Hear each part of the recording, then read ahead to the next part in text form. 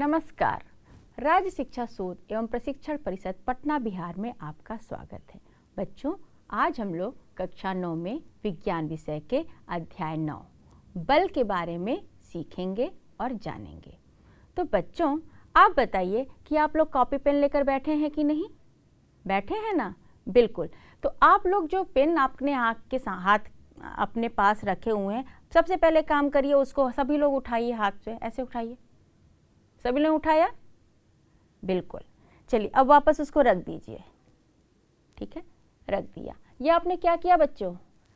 ये आपका पेन जो है यहाँ रखा हुआ था, फिर आपने इसको यहाँ पे उठाया, फिर उसके बाद आपने इसको रख दिया। अच्छा, चलिए एक और बात सोचिए और फिर बात करते हैं आगे। अभी ये जो, अगर आपने कभी क्रिकेट बॉल देखी है, खेला भी होगा, ठीक है?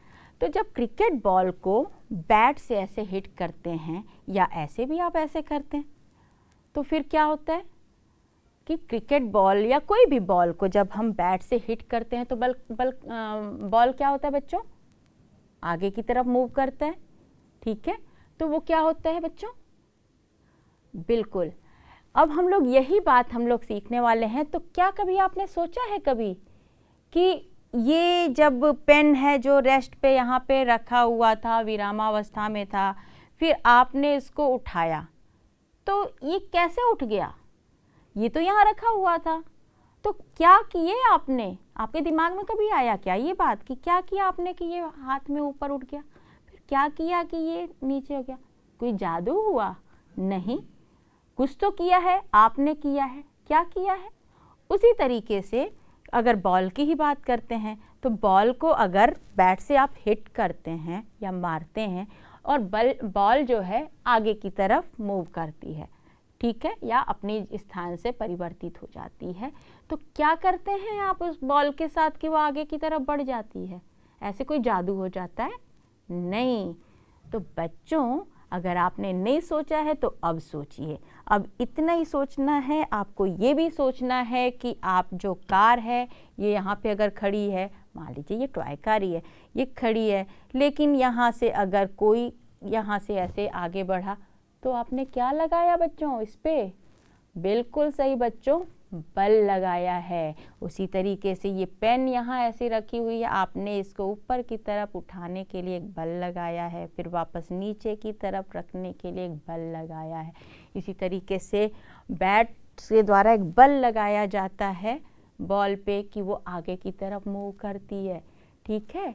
तो बच्चों, आप लोग अपने दैनिक जीवन में हर एक पल में आप महसूस करेंगे कि कोई न कोई बल जो है वहाँ पे काम कर रही है। तो बच्चों, आज हम लोग इसी के बारे में देखेंगे कि बल हमारे दैनिक जीवन में जो कार्य करती है वो क्या होता है और बल का हमारे दैनिक जीवन में क्या क्या प्रभाव होता है। तो आइए देखते हैं। तो बच्चों, इससे पहले कि हम उसको देखने के लिए कि दैनिक जीवन में क्या क्या प्रभाव होता है, हम लोग समझते हैं कि बल है क्या, उसकी परिभाषा क्या है, ठीक है? तो चलिए हम लोग देखते हैं। तो बच्चों, बल किसी द्रव्यमान वाली वस्तु, मतलब बच्चों कोई भी वस्तु जिसका एक द्रव्यमान होता है, कुछ मास होता है, ठीक है बच्चों? तो अगर उसमें उसका कोई द्रव्यमान है, वो ऐसी कोई भी वस्तु पे अगर आप कोई धक्का देते हैं, अगर आप उसको पुश करते हैं या खिंचाव करते हैं या पुल करते हैं अपनी तरफ, ठीक है, तो उसके वेग को बदलने का कारण बनता है। तो क्या है बच्चों, इसमें बोला है कि अगर कोई वस्तु है, जैसे मान लीजिए यही अगर आप एक संतरा की ही बात करें, कोई वस्तु है तो इसका कुछ एक द्रव्यमान है बच्चों। जब इसको आप इसके भार को नापेंगे ना बच्चों, तो इसका कुछ एक द्रव्यमान है, ठीक है? तो इस द्रव्यमान में इसी तरह कोई भी सामान, आप कोई भी वस्तु ले लें जिसका एक खुद का द्रव्यमान है, उसको आप चाहे तो आप धक्का देंगे, ठीक है, या आप उसको खींचेंगे अपनी तरफ, ठीक है? तो इसका जो स्थान में जो परिवर्तन होता है, देखिए, तो ये किसके कारण होता है? बल के द्वारा, ठीक है बच्चों? तो वही हम लोग फिर से डेफिनेशन पढ़ते हैं और इस बात को समझते हैं फिर से। देखिए, तो फिर से आप देखिए, किसी द्रव्यमान वाली वस्तु पर धक्का देने या खिंचाव उसके वेग को बदलने का कारण बनता है। ठीक है, ये बल के द्वारा ही होता है बच्चों। तो बल क्या है बच्चों? तो बल वह बाह्य कारक है जो किसी पिंड की आराम या गति की स्थिति को बदलने में सक्षम है। तो क्या है बच्चों? देखिए, बल वह बाह्य कारक है जो किसी पिंड की आराम या गति की स्थिति को बदलने में कारक होता है। तो बच्चों देखिए, बाह्य कारक यानी कुछ एक्सटर्नल फोर्स, मतलब एक्सटर्नल फैक्टर है ऐसा जो कि हम किसी भी वस्तु पे जब लगाते हैं, और कोई वस्तु अगर विरामावस्था में, बच्चों हम लोग पहले भी देख चुके हैं, गति में देख चुके हैं विरामावस्था क्या होता है, ठीक है। तो अगर कोई विरामावस्था, जैसे ये बॉल ही है विरामावस्था में है, आप इसी को देख लीजिए विरामावस्था में, ये सब ये जितनी भी चीज़ें आपके सामने रखी हुई हैं, ये सारी चीज़ें क्या हैं बच्चों? विरामावस्था में है, यानी कि रेस्ट पोजीशन में है। लेकिन ये अगर इसमें थोड़ी सी आप बल दे दिए, देखिए अगर यहाँ पे बल दिया तो थोड़ा सा आगे गए, इस तरीके से इस पे बल दे देंगे और आगे जाएगा, थोड़ा सा और बल देंगे तो ये आगे जाके गिर जाएगा। यानी विरामावस्था से गति में लाने के लिए इसको एक बाह्य कारक यानी कि एक बाह्य बल लगाया गया, जिसके कारण ये गति में इसके विरामावस्था से गति में आ गया। उसी तरीके से बच्चों अगर इसे टॉय कार को देखिए, इसमें हम बाह्य बल लगाएंगे, ये आगे की तरफ हो गया। उसी तरीके से आप देखिए, ये स्पिनर को देखिए, ये यहाँ पे रेस्ट पे है बच्चों, और थोड़ा सा इस पे हम यहाँ पे क्या लगा रहे हैं, थोड़ा सा हल्का सा बल लगा रहे हैं और इसके गति में परिवर्तन होने लगा है, ठीक है। इसी तरीके से इसको मूव करते हैं बच्चों, यहाँ पे अगर यहाँ पे ऐसे विरामावस्था में थोड़ा सा यहाँ पे करें तो ये गति करना। तो इस तरीके से बल व बाह्य कारक है जो विरामावस्था से गति में लाने के लिए जो कारक काम करता है वो है बल। ये तो हो गया बच्चों विरामावस्था से लेके गति में लाने की। इसी तरीके से अगर ऑलरेडी एक कोई वस्तु गति में है, जैसे कि मान लीजिए ये है, अभी धीरे से चल रहा है, तो ऑलरेडी ये वस्तु क्या है, गति में है, और इसको थोड़ा और बीच में बल डाल दिया गया तो ये इस पर थोड़ा सा और तेज हो जाएगा। देखो बच्चों, धीरे से चल रहा है, थोड़ा और तेज, ये तेज हो गया, ठीक है। उसी तरीके से ये अगर मान लीजिए ये कार है, ये मान लीजिए चल ही रही है, थोड़ा और तेज से हम बल दे दिए तो ये और तेज से चलने लगा। तो ऑलरेडी इसी तरीके से आपको उदाहरण के लिए जैसे कार में बैठे हैं या साइकिल में चला रहे हैं, साइकिल पे बैठे ही हैं, तो आप लोग चल रहे हैं, अगर कुछ गति से चल रहे हैं और अचानक से अगर कार में ही एक्सीलरेटर लगा के आप कार की स्पीड को तेज कर दीजिए। उसी तरीके से साइकिल जल्दी जल्दी पैडल चला के आप गति को तेज कर दीजिए। तो ये करने के लिए आपको क्या करना पड़ रहा है, एक बल देना पड़ रहा है, जिससे वो गति जो है परिवर्तन हो जा रहा है। उसी तरीके से गति को तेज करने के लिए नहीं बच्चों, अगर मान लीजिए ये ऑलरेडी चल रहा है और हम यहाँ रोक दिए, तो ये हम हाथ से अपने बल लगाए, जैसे ये रुक भी गया, तो गति को धीमी करने, जैसे ये तेज चल रहा है, थोड़ा सा धीरे करके यहाँ से थोड़ी सी यहाँ पे धीरे कर दिए, तो गति में परिवर्तन, यानी तेज गति को धीमी गति करने के लिए और धीमी गति को तेज गति करने के लिए भी एक बाह्य बल लगाया जाता है, जिसके चलते गति में परिवर्तन होता है। तो फिर से हम लोग डेफिनेशन देखते हैं और अब अच्छे से हम लोग समझ लेते हैं इसको। तो बल वह बाह्य कारक है जो किसी पिंड की आराम या गति की स्थिति को बदलने में सक्षम है, ठीक है बच्चों। तो आपको समझ में आ गया। अब इसमें अगली बात है बच्चों, जो आपको ध्यान देने वाली बात है कि बल का एक परिमाण और एक दिशा भी होता है। तो बच्चों, बल का एक परिमाण और दिशा भी होता है। इसको आप लोग जानते हैं, अदिश राशियाँ और सदिश राशियाँ हमने पहले भी पढ़ा है। तो हमने क्या पढ़ा है कि जो अदिश राशियां हैं उसमें क्या होता है, बिल्कुल परिमाण होता है अदिश राशियों का, लेकिन उसकी दिशा नहीं होती है। लेकिन सदिश राशि में परिमाण भी होता है, यानी मैग्नीट्यूड, और उसके साथ में डायरेक्शन यानी कि दिशा भी होता है। तो बच्चों, जो बल की बात करें तो बल अगर कोई बल लगाया जाता है तो बल जितनी भी हम लगाते हैं वो एक ऐसी राशि है कि उसका एक परिमाण, मतलब उसमें उसका एक निश्चित परिमाण होता है कि कितना बल हम लगा रहे हैं, ठीक है। और वो उसमें डायरेक्शन में और दिशा भी होता है, यानी कि देखिए हम जिस दिशा में हम बल लगाएंगे वो वस्तु उसी दिशा की तरफ आगे बढ़ती है।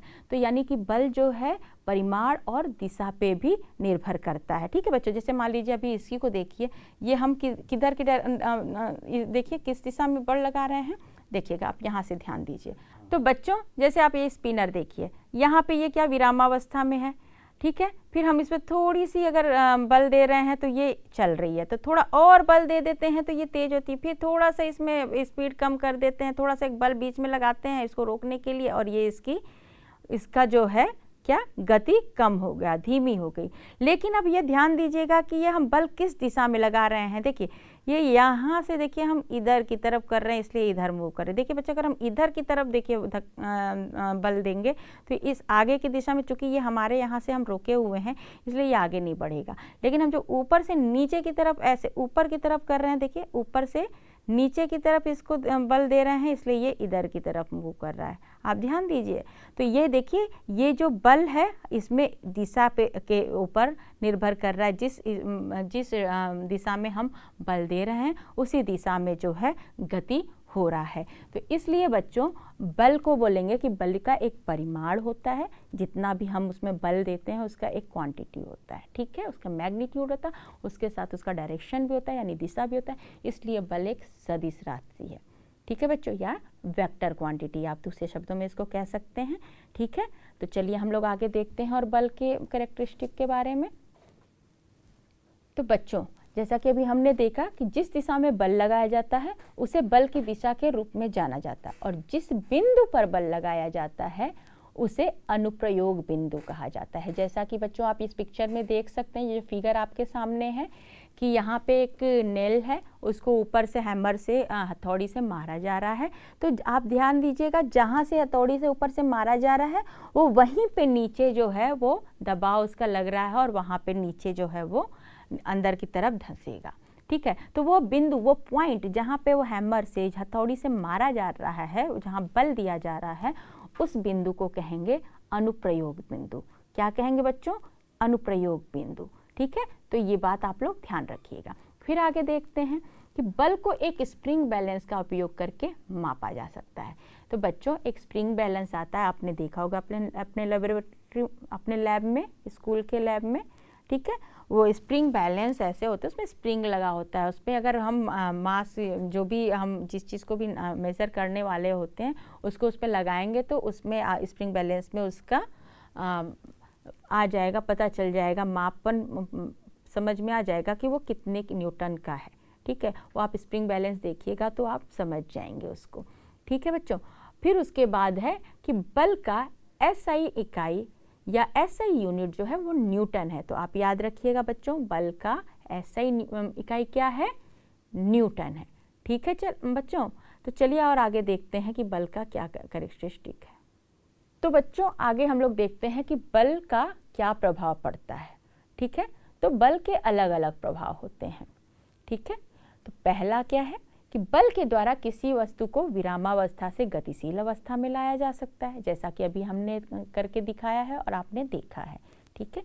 फिर है क्या कि किसी गतिशील वस्तु को रोक सकता है या उसे धीमा कर सकता है, या किसी गतिशील वस्तु को गति को तेज कर सकता है, जो हमने अभी देखा है बच्चों कि बल के प्रभाव से किसी गतिशील वस्तु को रोक भी सकते हैं या धीमा कर सकते हैं, या गतिशील वस्तु की गति को तेज कर सकते हैं, वो हमने अभी करके देखा है।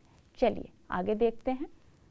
फिर बच्चों बल के प्रभाव स्वरूप जो किसी गतिशील पिंड के परिमाण के साथ साथ उसकी दिशा भी बदल सकता है, जैसा कि अभी हमने करके देखा कि किसी भी गतिशील पिंड, कोई वस्तु गति में है, जैसे हमने कार को देखा, बालों को देखा, तो उसके परिमाण में अंतर आ जाता है और उसकी दिशा भी बदल सकती है, जैसा कि हमने देखा। फिर अगला बिंदु है बच्चों कि बल के प्रभाव से किसी वस्तु के आकार में परिवर्तन भी किया जा सकता है। तो बच्चों बल के प्रभाव से क्या किया जा सकता है? किसी वस्तु के आकार में परिवर्तन भी किया जा सकता है। तो चलिए इसको हम लोग एक गतिविधि के माध्यम से करके देखते हैं कि किस तरीके से बल के प्रभाव से किसी भी वस्तु के आकार में परिवर्तन हो सकता है। तो चलिए देखते हैं। जैसे कि बच्चों आप अभी यहाँ पे देखिएगा, ध्यान दीजिएगा, ये देखिए ये क्या है आप लोग बताइए? बिल्कुल ऑरेंज एक संतरा है, ठीक है। अब ये संतरे को आप ध्यान से देखिए, ये अगर इस संतरे को यहाँ से ऐसे देखिए प्रेस किया जा रहा है, ये देखिए, ये देखिए ये दब रहा है ना, यहाँ पे देखिए ये दब रहा है, देखिए ये दब रहा है यहाँ पे, ये ऐसे, ये देखिएगा यहाँ से हम इधर से इधर, देखिएगा ध्यान से, ये इस फिंगर से यहाँ से हम इधर की तरफ दबाव दे रहे हैं या बल लगा रहे हैं, और यहाँ से अंदर की तरफ बल लगा रहे हैं। ठीक है, ये देखिए यहाँ पे ये इस तरीके से, हाँ ठीक है, ये देख रहे हैं। और ये क्या हो रहा है, बल के प्रभाव से इसके आकार में, इस संतरे के आकार में परिवर्तन हो रहा है कि नहीं। ठीक है, तो बच्चों अभी आपने जैसे देखा कि संतरे पे जो है हम बल लगा रहे हैं, दोनों तरफ से ऐसे बल लगा रहे हैं, तो इसके आकार में परिवर्तन हो रहा है, आप देख सकते हैं, देखिए हो रहा है ना। उसी तरीके से ये बॉल है बच्चों, ये स्पंज की बॉल है। ठीक है, ये लेदर की बॉल पे आप करेंगे तो ये शायद आपको देखेंगे वो नहीं होगा, लेकिन आप एक सामान्य बल जो है, देखिए यहाँ से एक सामान्य बल देखिए लगा रहे हैं। आप इस पे ध्यान दीजिएगा, अंगूठे से मैंने, देखिए ये जो अंगूठा है बच्चों, इधर से हम इधर की अंदर की तरफ बल लगा रहे हैं, ये देखिए, और इधर। ठीक है, और ये जो है, ये इस उंगली से जो है देखिए अंदर की तरफ हम बल लगा रहे हैं, ये जो है देखिए, और ये जो है आकार में इस बॉल के परिवर्तन हो रहा है, तो बल के प्रभाव से इसके आकार में परिवर्तन हो रहा है। ठीक है बच्चों, उसी तरीके से ये देखिएगा आप, ये ध्यान दीजिए, ये क्या है बच्चों, ये क्लेडो है ना बच्चों। आप लोग खेले होंगे छोटे पे, आपके छोटे भाई बहन और घर के छोटे बच्चे खेलते होंगे इसको, देखिए ये देखिए। इसी तरीके से आप आटा भी घर में मम्मी गुत्ती या कोई घर में गुत्ता होगा ना, तो ये आप देखिएगा, उसको लेके हाथ से ऐसे देखिए, बल ऐसे करके, ऐसे आप लोग गोल गोल रोटी बनाती है ना मम्मी, ऐसे ऐसे करके उसको शेप देती है, बल ही देती है ऊपर नीचे से ऐसे, फिर ये यहाँ पे ऐसे कर रहे हैं तो इसके शेप में परिवर्तन हो रहा है, आकार में परिवर्तन हो रहा है। ठीक है, ये देख पा रहे हैं ना। ठीक है, चलिए, और उसी तरीके से बच्चों अगर ये देखिए, ये क्या है, गुब्बारा है ना। अब हम उसको अंदर की तरफ से इसको फूंक रहे हैं, इसमें भी हम बल लगा के ही फूंक रहे हैं बच्चों, जिससे इसके आकार में परिवर्तन हो रहा है। देखिए हम बल लगा रहे हैं अंदर से बाहर की तरफ,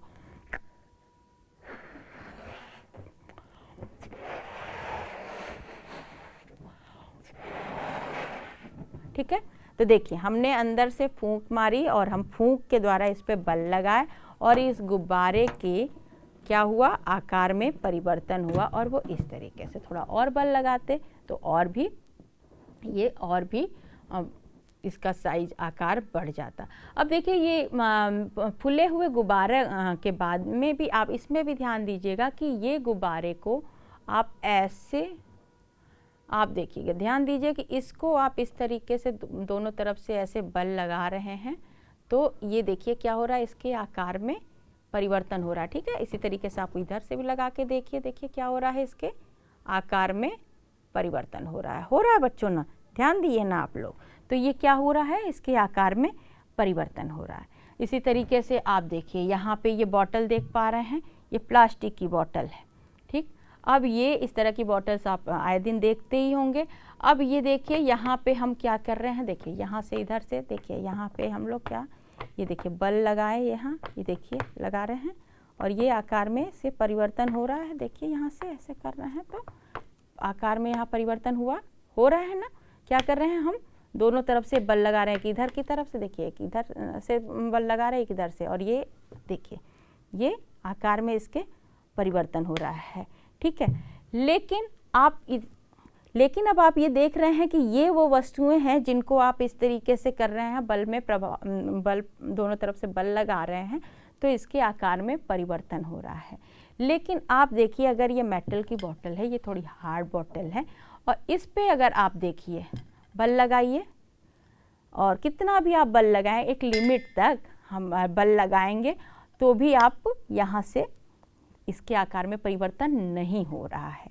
ठीक है, उसी तरीके से बच्चों ये देखिए, ये बॉल है, ये उतना स्पॉन्जी नहीं है, इसको करेंगे तो उस देखिए इसके आकार में परिवर्तन थोड़ा ही हो रहा है, उतना नहीं हो रहा है जितना इसमें हो रहा है। ठीक है, देख बच्चों इसमें ज़्यादा हो रहा है। ये भी बॉल है लेकिन ये अलग मटेरियल का बना हुआ है, तो इसको करने पे थोड़ा ही इसके आकार में परिवर्तन हो रहा है, और इसमें ज़्यादा आकार परिवर्तन हो रहा है। तो बच्चों क्या आपने एक बात नोटिस की है, क्या आपने एक बात ध्यान दी है कि जब भी अगर किसी भी वस्तु पे हम बल लगा रहे हैं और उसके आकार में परिवर्तन हो रहा है, तो क्या चीज़ कॉमन है, वो ये कॉमन है बच्चों कि जब भी हम बल लगा रहे हैं और आकार में परिवर्तन हो रहा है, वो उन सभी वस्तुओं पे हम 2 बल जरूर लगा रहे हैं, कम से कम 2 बल का होना जरूरी है। एक बल एक डायरेक्शन में लग रहा है और उसी के अपोजिट डायरेक्शन में यहाँ पे लग रहा है। 2 बल जरूरी है। ये बात आप ध्यान दीजिएगा कि आकार में परिवर्तन किसी वस्तु के तभी होता है जिसमें कम से कम 2 बल एक साथ काम कर रहे हैं, और वो भी क्या बच्चों, अपोजिट डायरेक्शन, विपरीत दिशा में। देखिए बच्चे, इसमें ध्यान दीजिएगा कि हम इस वाले हाथ से इधर की तरफ इसको बल लगा रहे हैं और इस वाले हाथ से इधर की तरफ बल लगा रहे हैं। देखिए, तब ये इसका आकार में परिवर्तन हो रहा है। उसी तरीके से इस बलून को भी अगर कहें तो इस वाले हाथ से हम इधर की तरफ कर रहे हैं और इस हाथ से इधर की तरफ कर रहे हैं। देखिए, ये तब इसलिए 2 बल यहाँ भी काम कर रहा है बच्चों, ठीक है, और ये अपोजिट डायरेक्शन में, विपरीत दिशा में काम कर रहा है और इसके आकार में परिवर्तन हो रहा है। ठीक है बच्चों। उसी तरीके से अगर आप ध्यान दीजिएगा, अगर मान लीजिए यहाँ पर बॉटल है, बॉटल को भी आपने ध्यान दिया है कि अगर ये जो है इसको, इसमें भी जब हम यहाँ अगर इस फिंगर से ही कर रहे हैं तो ये दोनों फिंगर्स देखिए बच्चों, अंदर की तरफ ये दबाव हम इधर की तरफ दे रहे हैं और ये अंदर इधर की तरफ दे रहे हैं, ठीक है, और इसके आकार में परिवर्तन हो रहा है बच्चों। लेकिन अगर ध्यान दीजिएगा कि अगर हम इस बलून को अगर हम सिर्फ एक तरफ, क्या संभव है, देखिए अगर हम इसको एक ही तरफ से बस यहाँ करेंगे, अपोजिट डायरेक्शन से कोई बल नहीं लग रहा है, अगर मान लीजिए अगर यहाँ पे है बलून गुब्बारा और यहाँ पे देखिए, यहाँ पे अगर हम एक तरफ से बल लगा रहे हैं तो ये क्या होगा, ये आगे की तरफ मूव कर जाएगा, लेकिन इसके आकार के परिवर्तन नहीं हो रहा है, ठीक है। लेकिन जब यहाँ पे कर रहे हैं और इसके यहाँ अपोजिट डायरेक्शन में कर रहे हैं तब हो रहा है। और जैसे ये बल लगाएं और यहाँ पे करेंगे तो बल लगाएंगे तो आगे की तरफ मूव कर जाएगा।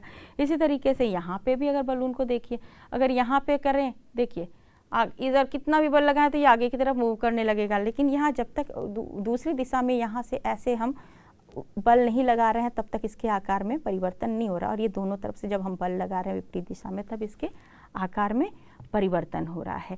तो बच्चों आप ध्यान दीजिए कि अभी जो हमने देखा कि इस बॉटल को हम कर रहे हैं और ये बॉटल में के आकार में परिवर्तन नहीं हो रहा, लेकिन इस बॉटल के आकार में परिवर्तन हो जा रहा है। उसी तरीके से हम इसको देख रहे हैं कि ये जल्दी देखिए ज़्यादा स्पॉन्जी है तो ये ज़्यादा, इसके आकार में ज़्यादा परिवर्तन उतने ही बल पे हो रहा है। अगर हम इस पे अगर कर रहे हैं तो उतना इसके आकार में उतना परिवर्तन नहीं हो रहा। तो बच्चों इसका कारण जो है इन वस्तुओं की एक इलास्टिसिटी होती है, प्रत्यस्थता होती है, जो आप लोग अगली कक्षा में पढ़ेंगे तब इस बात को ज़्यादा स्पष्ट तरीके से आप समझ पाएंगे। लेकिन अभी के लिए आप इतना समझिए कि बल के प्रभाव से जब कोई दो बल अपोजिट डायरेक्शन में काम कर रहा है किसी वस्तु पे, तो वो जो है कुछ उस वस्तुओं के आकार में परिवर्तन हो सकता है, ठीक है। तो इसका प्रभाव बल है, ठीक है बच्चों, ये बल के प्रभाव के कारण से है, ठीक है बच्चों। तो बच्चों आप बताइए कि आज हमने क्या क्या सीखा। बिल्कुल, आज हमने सीखा कि बल क्या होता है, उसकी परिभाषा देखी। फिर हमने क्या देखा कि बल के क्या क्या विशेषताएं हैं। फिर हमने क्या देखा कि बल की एसआई यूनिट या एसआई मात्रक क्या है, न्यूटन है। हमने ये भी जाना कि बल जो है क्या है, एक सदिश राशि है, ठीक है। फिर हमने ये भी देखा कि बल के प्रभाव से जो है किसी वस्तु के आकार में परिवर्तन हो सकता, और इसको हमने गतिविधि के माध्यम से भी देखा। तो बच्चों उम्मीद है कि आपके दैनिक जीवन में होने वाले जितने भी क्रियाकलाप में जब भी बल का प्रयोग होगा, जहाँ भी बल का प्रयोग होता है, अब उसको आप अच्छे तरीके से समझ में आ गया होगा आपको, और उसको आप नोटिस कर पाएंगे। तो बच्चों आज आपका होमवर्क यही है कि आप अपने दैनिक जीवन में होने वाले कुछ बल के प्रभाव के 10 बल के प्रभावों की लिस्ट बनाएंगे, सूची बनाएंगे, ठीक है। तो ये आपका आज का होमवर्क हुआ। तो बच्चों चलिए तब मिलते हैं अगली कक्षा में बल के कुछ और जानकारियों के साथ। तब तक आप लोग हंसते रहिए, मुस्कुराते रहिए और भौतिक विज्ञान का आनंद लेते रहिए। फिर मिलेंगे। नमस्कार।